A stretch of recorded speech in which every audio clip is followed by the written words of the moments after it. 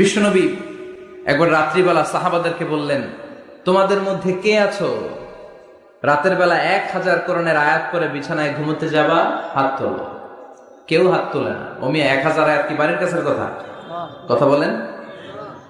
বিশ্বনবী বললেন, কে আছো তোমাদের মধ্যে রাত্রিবেলায় বিছানায় ঘুমোতে যাওয়ার আগে 1000 কোরআনে কারীমের আয়াত তেলাওয়াত করে ঘুমাতে যাবা? দাঁড়াও। কোন সাহাবী দাঁড়ায় না।